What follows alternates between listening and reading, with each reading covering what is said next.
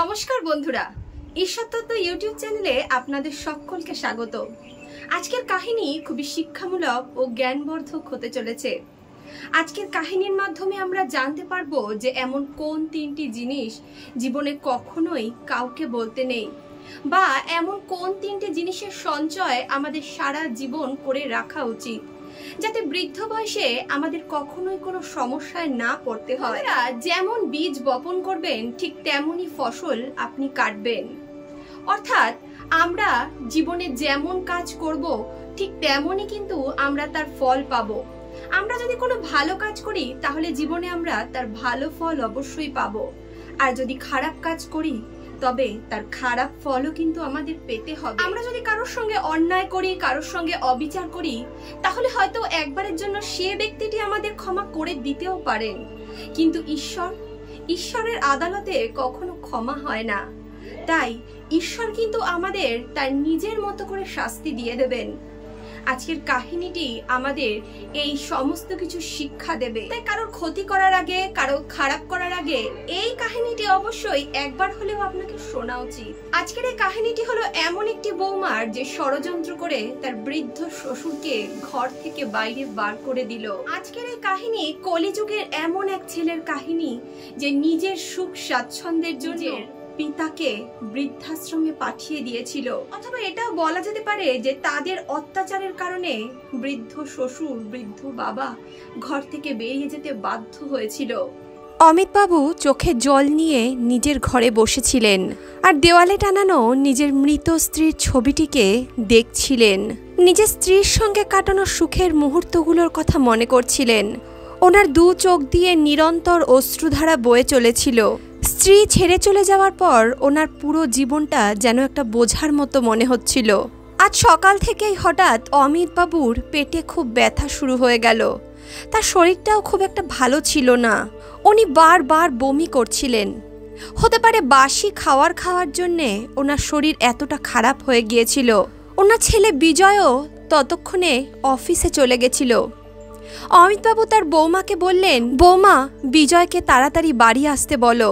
আমার শরীরটা খুব বেশি খারাপ লাগছে। শরীরে যেন আমার কোনো প্রাণই নেই, হাত পা অবশ হয়ে আসছে।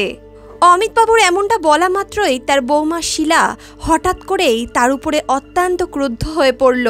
বাবা, আপনার আমার স্বামীর খরচা বাড়ানো ছাড়া আর কোনো কাজই নেই। সারাদিন আপনি ভাবতে থাকেন কিভাবে আমার স্বামীর খরচা বাড়ানো যায়। সকাল সকাল আপনিই তো দেখলেন যে উনি অফিসে গেছেন, আর আপনার জন্যে এখন অফিস ছেড়ে তো উনি চলে আসতে পারবেন না। আপনাকে কতবার বলেছি যতটা সহ্য হয় ততটাই খান। খাওয়ার সময় তো আপনার মুখ সবসময় চলতে থাকে। কখনোই ভেবে চিন্তে খান না যে কতটা আপনাকে খেতে হবে, কতটা খেলে আপনার শরীর ঠিক থাকবে। বৃদ্ধ বয়সে যদি মুখের উপর লাগাম না রাখতে পারেন তাহলে এইভাবে বমি করতে হবে। বৌমার এমন তীক্ষ্ণ বাণের মতো কথা শুনে তিনি চুপচাপ নিজের ঘরে চলে এলেন। ঘরে এসে কিছুক্ষণ বসার পর ওনার মনে হলো, যখনই ওনার এরকম শরীর খারাপ হতো, যখনই এইভাবে ওনার পেট খারাপ হতো, ওনার স্ত্রী ওনাকে একটু জিরা ও লেবুর শরবত বানিয়ে দিত। শরবত বানানোর জন্য অমিতবাবু তার নাতনি আরতিকে ডেকে পাঠালেন। তখন আরতি তার দাদুর জন্য লেবুর শরবত বানিয়ে আনলো। অসুস্থতার কারণে অমিতবাবু খুবই দুর্বল হয়ে গিয়েছিলেন, তাই কাচের গ্লাসটি তার হাতের থেকে পড়ে ভেঙে গেল। যখন ঘরে এইভাবে কাচের গ্লাস পড়ার আওয়াজ শ্রীলা শুনল, তিনি রান্নাঘর থেকে দৌড়ে দৌড়ে আসলেন। এখন তো অমিতবাবুর আর রক্ষা ছিল না। শ্রীলা তাকে এত খারাপ কথা বলল যে তার মাথা থেকে পা পর্যন্ত জ্বলতে শুরু করলো। তার বৌমা চিৎকার করে বলতে লাগলো, আপনি কি জানেন কত দামি ছিল ওই গ্লাসটা? আপনি তো কোনো ইনকাম করেন না, শুধুই এটা ওটা ভাঙতে থাকেন। বৌমার প্রত্যেকটি কথা যেন অমিতবাবুর বুকে তীরের মতো বিঁধছিল। এতক্ষণে বিকেল 4টে বেজে গেছিল। সারা দিন বমি করার কারণে তার পেট পুরোপুরি খালি হয়ে গিয়েছিল, কিন্তু বৌমার অত্যাচারের কারণে তার এতটুকু বলার সাহস হচ্ছিল না যে বৌমা, আমার খুব খিদে পেয়েছে, আমাকে কিছু খেতে দাও। তিনি নিজেই রান্নাঘরে চলে গেলেন এবং খাওয়ার খুঁজতে লাগলেন। নিজের জন্য নিজেই খাওয়ার বেড়ে যখনই তিনি নিজের ঘরের দিকে যাচ্ছিলেন, তখনই তার বৌমা শ্রীলা বলে উঠল, বাবা, আপনার তো সারা দিন বমি হচ্ছিল, আর এত তাড়াতাড়ি আপনার খিদেও পেয়ে গেল। দেখতে পাচ্ছেন না সারা দিন বমি করার কারণে সারা ঘর কিভাবে নোংরা করে রেখেছেন। আগে কি ওই নোংরাগুলো পরিষ্কার করুন, তারপরে খাবার খাবেন। এমনটা বলে শ্রীলা তার হাতের থেকে খাবারের প্লেটটি ছিনিয়ে নিল। এদিকে অমিতবাবুর পেটে ছুঁচোয় যেন ডন মারছিল। খিদের চোটে তার পেটের নাড়ি ভুঁড়ি পর্যন্ত মোড়াচ্ছিল, কিন্তু তার কিছু করারও ছিল না। কষ্ট করে সমস্ত নোংরা পরিষ্কার করতে লাগলেন। যখন সমস্ত কিছু পরিষ্কার হয়ে গেল তখন তিনি তার বৌমাকে বললেন, বৌমা, ঘরের সমস্ত ময়লা পরিষ্কার হয়ে গেছে, আমার খুব খিদে পেয়েছে, তুমি কি আমাকে কিছু খেতে দেবে? ততক্ষণে রাত 8:30 বেজে গিয়েছিল। বৌমা বলতে লাগলো, ঠিক আছে, সকালের কিছু বাসি ভাত পড়ে রয়েছে, সেই ভাতে জল দিয়ে তার মধ্যে একটু লেবু চিপে খেয়ে নিন। সারাদিন তো বমি করেছেন, ভালো মন্দ খাওয়ার কোনো প্রয়োজন নেই, এতে হিতে বিপরীত হবে, উল্টো তার উপর আমাদেরই পয়সা খরচা হবে। এমনিতেই তো আজকে এটা কালকে সেটা লেগেই আছে, কখনো তো সুস্থ থাকতে দেখলাম না। এমনটা বলে বৌমা ঘরের ভিতর চলে গেল। অমিতবাবু তখন অসুস্থ শরীর নিয়ে কোনো মতে রান্নাঘরে পৌঁছলেন। ভাতের হাঁড়ি খুলে দেখতে পেলেন হাঁড়ির তলায় সকালের রান্না করা সামান্য ভাত রয়েছে। এক মুঠো ভাত, তাও আবার জল ছেড়ে দিয়েছে। সকালের রান্না করা ভাত, তার মধ্যে গ্রীষ্মকাল, একবেলার রান্না আরেক বেলায় তো এমনিতেই থাকে না। অমিতবাবু যখন ওই ভাতটুকু খাওয়ার জন্য থালার মধ্যে ভাতটি বাড়লেন, তিনি দেখলেন ভাত থেকে একদম জল ছেড়ে দিয়েছে আর ভাতের থেকে গন্ধ বেরোচ্ছে। ভাতের থেকে এতটাই গন্ধ বেরোচ্ছিল যে অমিতবাবু অসুস্থ শরীরে সেই ভাত খেতে পারলেন না।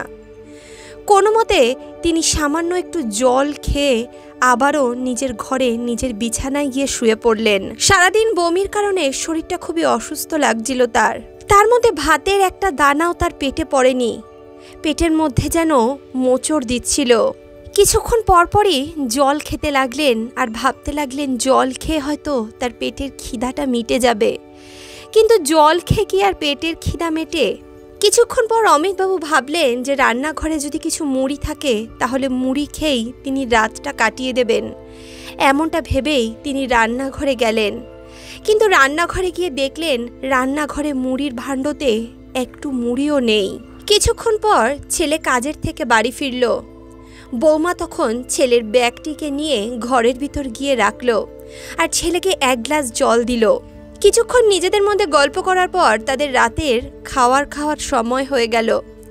তখন অমিতবাবু ভাবতে লাগলেন যে হয়তো বৌমা এখন আমাকে খেতে ডাকবে, কিন্তু অমিতবাবু এটা দেখে আশ্চর্য হয়ে গেলেন যে তার বৌমা শ্রীলা তাকে একবারের জন্য খেতে ডাকলেন না, নিজেরাই তারা খাওয়ার বেড়ে খেয়ে নিলেন।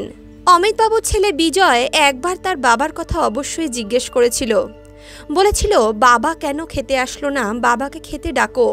বৌমা বলল, দেখো বাড়িতে তো আজকে তুমি কিছু রান্না করতে বারণ করেছিলে, সকালের অল্প একটু ভাত ছিল, আমি বাবাকে খেয়ে নিতে বলেছি। সারা দিন বমি করেছেন, শরীর একদমই ভালো নেই ওনার, আর বাইরের এসব খাওয়ার যদি উনি খান আবারও অসুস্থ হবেন, আর পরিষ্কারটা তো আমাকেই করতে হয়, সারা দিন ওনার পিছনেই আমাকে থাকতে হয়। এখন এটা ফেলছেন, তখন ওটা ভাঙছেন, আবার একদিন পর একদিন অসুস্থ হয়ে পড়ছেন, দেখতে তো আমাকেই হচ্ছে, তাই এই সব খাওয়ার আমি এখন ওনাকে দেব না। বিজয়ও আর কিছু বলল না, নিজের খাওয়াটা শেষ করে সে ঘরের ভিতর চলে গেল। কিন্তু একটা বিষয় খুবই আশ্চর্যের, ছেলে তো শুনতে পেল যে তার বাবা অসুস্থ। একবারের জন্য তার মনে হলো না যে তার বাবার কি হয়েছে একবার দেখে আসা উচিত। অমিতবাবু ঘরে থেকে সমস্ত কথাই শুনছিলেন, কিন্তু তার কিছুই করার ছিল না। সারা রাত এইভাবেই এদিক ওদিক পাশ ফিরতে লাগলেন তিনি। এইভাবেই এদিক ওদিক ফিরতে ফিরতে কখন যেন তার চোখ লেগে আসলো। তিনি অঘরে ঘুমিয়ে পড়লেন। সকালবেলা প্রেসার কুকারের সিটির আওয়াজে ওনার ঘুম ভাঙল। ঘুম থেকে উঠে ভাবলেন সকাল হয়ে গেছে, এখন হয়তো বৌমা আমাকে খেতে দেবে। এমনটা ভেবেই তিনি হাত মুখ ধুয়ে বসার ঘরে গেলেন। কিছুক্ষণ পর বৌমা সজোরে একটি চায়ের কাপ টেবিলের উপর রেখে বলল, এতক্ষণ পর আপনার ঘুম থেকে ওঠার সময় হলো, তাড়াতাড়ি বাজারের ব্যাগটা নিন, আজ বাজারে যান। ঘুম থেকে উঠেই তো খাওয়ার জন্য এসে বসে পড়েন, রান্নাটা কোথা থেকে হবে সেটা কি কোনো কিছুর বিচার আছে? বৌমার গলার এমন আওয়াজ শুনে অমিতবাবু ভয়ে বলতেই পারলেন না যে তার খুব খিদে পেয়েছে। কাল সারা রাত তিনি কিছুই খাননি। অগত্যা চাটা পান করে তিনি বাজারের ব্যাগটিকে নিয়ে বাজারে চলে গেলেন। বাজারে প্রখর রৌদ্রে তার মাথাটা ঘোরাচ্ছিল। কালকে সারা দিন তিনি কিছুই খাননি। সারা দিন তিনি শুধু বমি করেছেন। তার ফলে তিনি খুব অসুস্থ। তার শরীর বিশ্রাম চাইছিল। হঠাৎই যেন চোখের সামনেটা অন্ধকার হয়ে আসছিল অমিতবাবুর। একজন ব্যক্তি তাকে সাহারা দিল। একটি চায়ের দোকানের সামনে রাখা বেঞ্চে অমিতবাবুকে বসিয়ে দিয়ে বললেন, কি হয়েছে আপনার? আপনাকে দেখে খুবই অসুস্থ মনে হচ্ছে। তারপর অমিতবাবুকে সামান্য জল পান করতে দিলেন তিনি। তারপর সেই ব্যক্তি বলতে লাগলেন, কাকাবাবু, আপনার বাড়ি কোথায়? আপনি আমাকে আপনার বাড়ির অ্যাড্রেসটা দিন, আমি আপনাকে সেখানে নিয়ে যাচ্ছি। অমিতবাবু মনে মনে ভাবতে লাগলেন, এখন যদি এই ব্যক্তি আমাকে বাড়ি অবধি পৌঁছে দেয় তাহলে আমার বৌমা আমাকে আরও 10টা কথা শোনাবে। এমনটা ভেবে অমিতবাবু বলতে লাগলেন, আরে না ভাই, আমার কিছুই হয়নি, আমি চলে যেতে পারবো। কিছুক্ষণ চায়ের দোকানের বাইরে রাখা ওই বেঞ্চে বসে বিশ্রাম করে তিনি আবারও বাজারের ব্যাগটি তুলে বাড়ির উদ্দেশ্যে রওনা দিলেন। কিছুক্ষণ পর নিজের বাড়িতে চলে আসলেন অমিতবাবু। বাড়ি আসার পর বাজারের ব্যাগটি তিনি তার বৌমা শিলার হাতে ধরিয়ে দিলেন। অসুস্থতার কারণে তিনি ভুলে গেছিলেন যে বাজারে যা টাকা ফিরেছে সেটা তার বৌমাকে তার দিতে হয়। বাজারের ব্যাগটা ওখানে রেখেই তিনি ঘরের ভিতর ঢুকে গেলেন বিশ্রাম করার জন্য। এদিকে বৌমা যখন দেখলো বাজার থেকে ফিরে শ্বশুর বাকি টাকাটা তার হাতে তুলে দেয়নি, সে তখন তো কিছুই বলল না। দুপুরবেলা যখন অমিতবাবুর ছেলে বিজয় বাড়িতে আসলো তখন শিলা তাকে বলতে লাগলো, তোমার বাবার আরও নতুন একটা অভ্যাসের উদয় হয়েছে, এখন টাকা চুরি করাও শিখেছেন। আজ বাজার থেকে ফিরে বাকি টাকাটা আমাকে ফেরত দেননি। আরে যদি টাকার প্রয়োজনই হয় তাহলে আমার কাছ থেকে চাইতে পারতেন। এইভাবে টাকা চুরি করার কি মানে রইল? অমিতবাবু নিজের ঘর থেকে তার বৌমার এই সমস্ত কথাই শুনতে পারছিলেন। এদিকে তার ছেলেও তার স্ত্রীর কোনো প্রতিবাদ করল না। সে চুপচাপ তার স্ত্রীর সমস্ত কথা শুনে গেল। অমিতবাবু এই সমস্ত কথাই নিজের ঘরে বসে শুনছিলেন। তিনি মনে মনে ভাবলেন, এখানে আর থাকার ইচ্ছে হয় না। এইভাবে অপমানজনক জীবনযাপন করার থেকে তো মরে যাওয়া অনেক ভালো। এমনটা ভেবেই অমিতবাবু একটি সিদ্ধান্ত নিলেন। তিনি খাটের তলা থেকে নিজের একটি ব্যাগ বার করলেন আর নিজের কয়েকটি জামাকাপড় ওই ব্যাগের ভিতর ঢুকিয়ে ঘর থেকে বাইরে বেরিয়ে যেতে লাগলেন। অমিতবাবু যখন ঘর থেকে বেরিয়ে যাচ্ছিলেন তখন তার ছেলে আর ছেলের বউ সোফায় বসে কথাবার্তা বলছিল। তারা দুজনেই দেখলেন যে অমিতবাবু একটি ব্যাগ নিয়ে ঘর থেকে বেরিয়ে যাচ্ছেন, কিন্তু একবারের জন্যও তারা অমিতবাবুকে জিজ্ঞেস করলেন না যে বাবা তুমি কোথায় যাচ্ছ, তুমি ব্যাগ নিয়ে ঘর থেকে এই ভর দুপুরবেলা কেন বেরিয়ে যাচ্ছ। আসলে অমিতবাবুর ছেলে ও ছেলের বউ হয়তো এটাই চাইছিল যে কবে বুড়ো ঘর থেকে বেরিয়ে যাবে। ঘর থেকে বেরিয়ে অমিতবাবু তার এক বন্ধুকে ফোন করলেন। তার সেই বন্ধু বৃদ্ধাশ্রমে থাকতেন।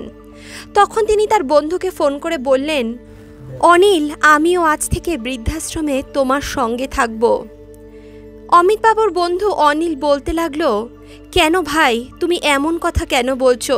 তোমার তো ভরপুর সংসার, ছেলে, ছেলের বউ, নাতি নাতনি নিয়ে বাস করো, তুমি আবার এমন স্থানে কেন আসবে?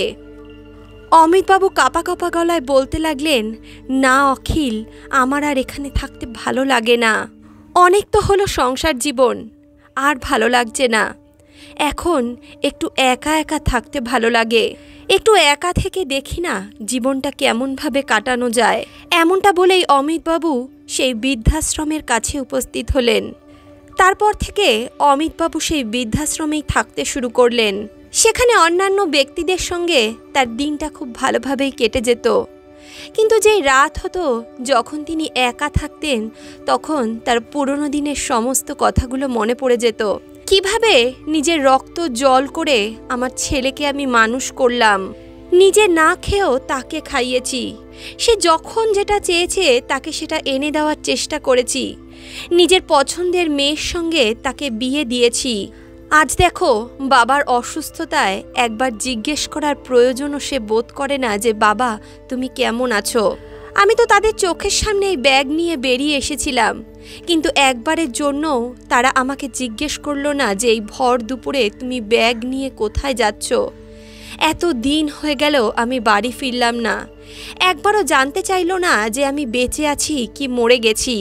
এই সমস্ত কথা ভাবতে ভাবতেই অমিতবাবুর চোখে জল চলে আসলো। পরদিন সকালে হঠাৎই সেই বৃদ্ধাশ্রমের বাইরে একটি বড় গাড়ি এসে দাঁড়ালো। গাড়ি থেকে একটি মাঝবয়সী ছেলে ও একজন স্ত্রী বেরোলো। কিছুক্ষণ পর গাড়ির পেছনের দরজা খুলে একটি বৃদ্ধা বেরোলেন। সে বৃদ্ধাকে দেখে অমিতবাবুর খুব চেনা চেনা মনে হচ্ছিল। অমিতবাবুর খালি মনে হচ্ছিল যে তিনি যেন এই বৃদ্ধাকে চেনেন। কিছুক্ষণ পর ওই বৃদ্ধাকে আশ্রমের বাইরে দাঁড় করিয়ে রেখে গাড়িটি সেখান থেকে চলে গেল। বৃদ্ধা অমিতবাবুকে দেখে নিজের মাথায় ঘোমটা টেনে নিলেন। তারপর বৃদ্ধাশ্রমের মহিলা বিভাগের দিকে চলে গেলেন। কিন্তু অমিতবাবুর খালি মনে হচ্ছিল যেন তিনি ওই মহিলাকে চেনেন।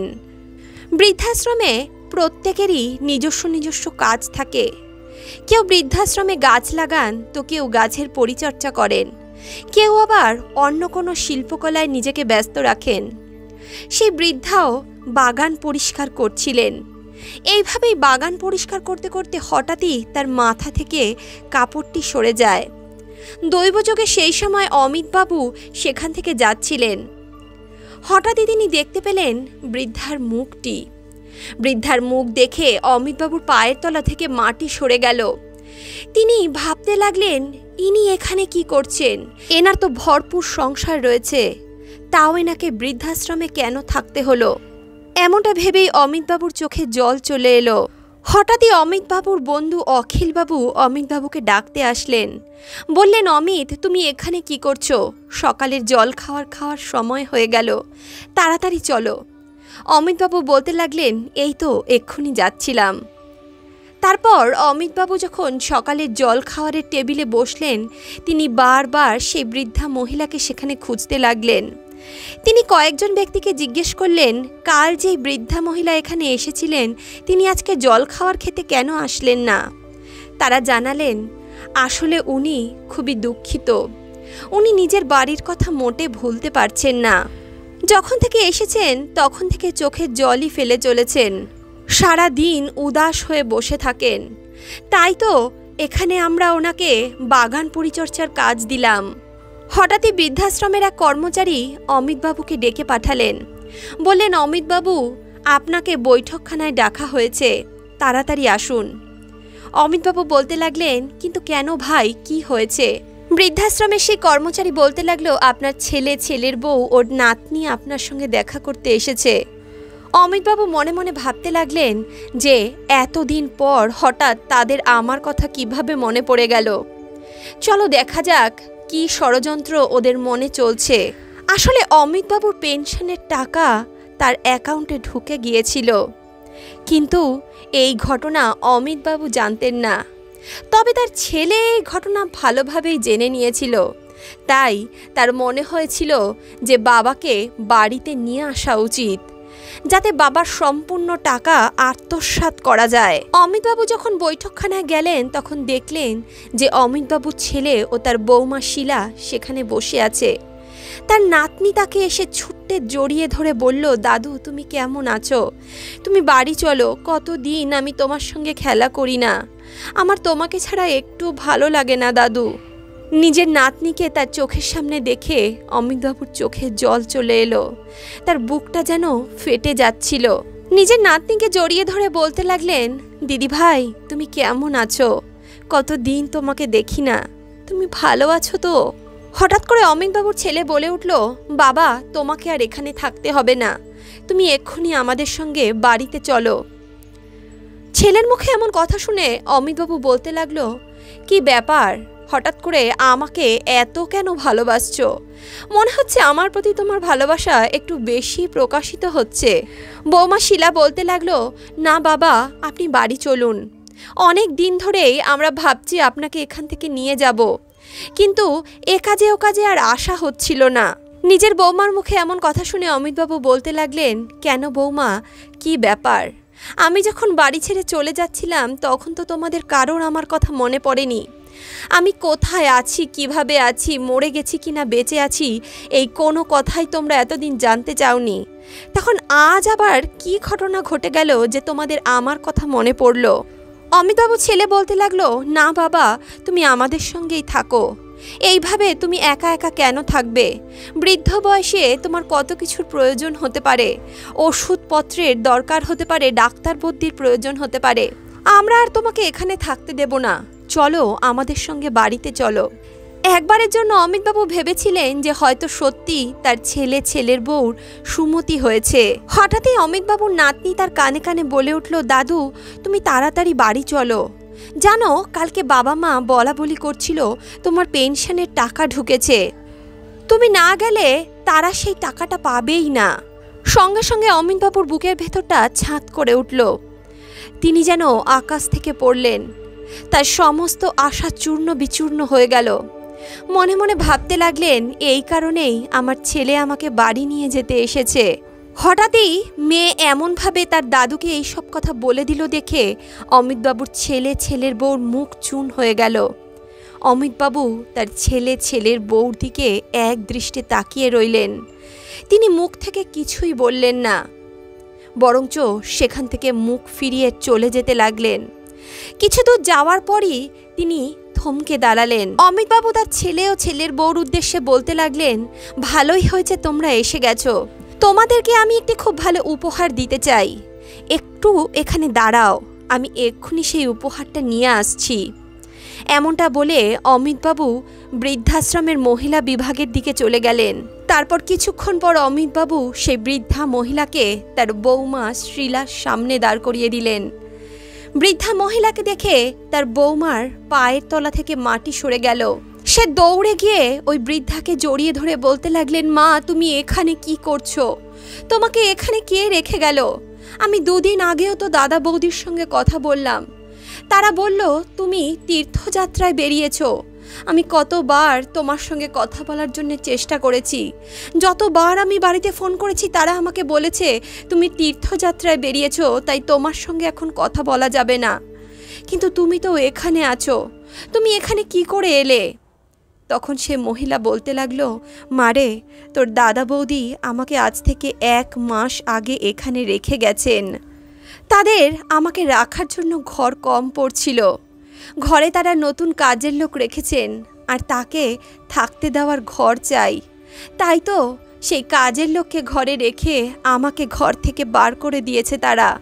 এমনটা বলে শ্রীলার মা তাকে জড়িয়ে ধরে কাঁদতে লাগলেন। শ্রীলা বলতে লাগলো, কিন্তু মা তুমি আমাকে কেন এই সমস্ত কথা জানাওনি? তুমি যদি আমাকে জানাতে আমি তোমাকে সেদিনই এখান থেকে নিয়ে চলে যেতাম। তখন শ্রীলার মা বলতে লাগলো, আমি তোকে কিভাবে জানাবো? আমি যখন বৃদ্ধাশ্রমে আসলাম আমি দেখলাম অমিতবাবুও এখানেই রয়েছেন। যখন আমার মেয়ে তার শ্বশুরকে বৃদ্ধাশ্রমে রেখে দিতে পারে, তাহলে আমার ছেলে কেন আমাকে বৃদ্ধাশ্রমে রাখতে পারবে না?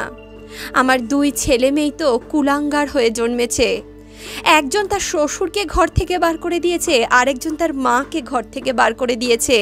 নিজের মায়ের মুখে এমন কথা শুনে শ্রীলা নিজের ভুল বুঝতে পারল এবং অমিতবাবুর ছেলেও তার ভুল বুঝতে পারল।